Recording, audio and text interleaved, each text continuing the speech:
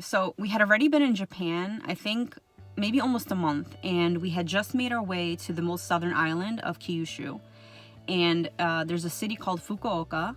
And the reason we were going there is because we were planning on taking a ferry to South Korea, because we were in Japan. We had no plans of which country we were going to go next, but we decided, okay, we'll go to South Korea from there, because we didn't have to take a flight. And Boris was still like terrified of flying, which you'll know more if you read the book. But he was terrified of flying still, so we're seeing how many countries can we go to with like not having to fly, that if they were close enough we'd either walk or take the bus or train or something like that.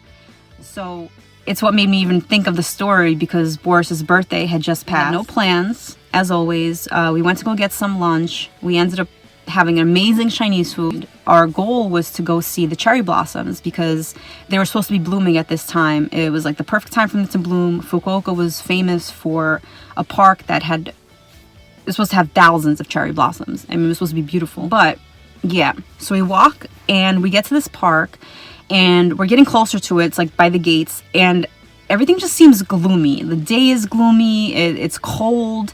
It's cloudy, and there's just the trees are like, they look dead. Everything is like, I don't know, like hanging and gray, and I don't see one flower in sight. There's not one pink flower, and I'm already over it. Like, I don't know, I just felt so disappointed because this is Boris's birthday. I really wanted to have like a special memory. I was like, maybe we should just go. Like, who cares? I don't think there's any cherry blossoms here. Like, let's just go. Let's just do something else. And Boris was like, no, we're gonna keep going. Something's fine. Like, it's fine. It's wonderful. He was in a great mood, which was great. And I changed my mood right away because I'm like, if he's in a good mood, he doesn't care. Why am I caring? Like, let's just be fine. Like, get over it. So we walk into the park, and again, we see some people leaving, and all of a sudden we're walking on this path and we hear singing, like older men singing. And we get closer, and I turn my camera on because I'm like, what's going on here? And as I turn my camera on, I end up happening to be filming while this is happening.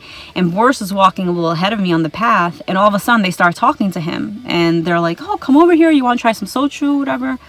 I'm like, okay. I'm not going to say no to sochu. It's cold. You know, maybe it'll warm us up a little bit.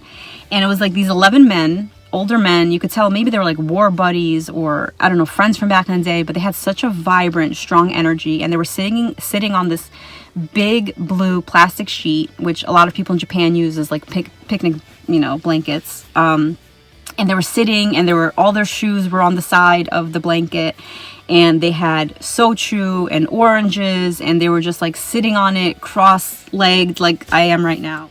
Yeah, it was crazy. So we walk up, and they're offering us sochu, and they pour some in Boris's cup. They give Boris a cup. I tell them, we'll share or whatever. They're pouring us sochu. They don't speak English. We don't speak Japanese. There's only a few words that we know. They know a few words of English, and we just start kind of bonding and talking, and somehow we had a conversation, and they asked us questions. They were asking us, do we have kids?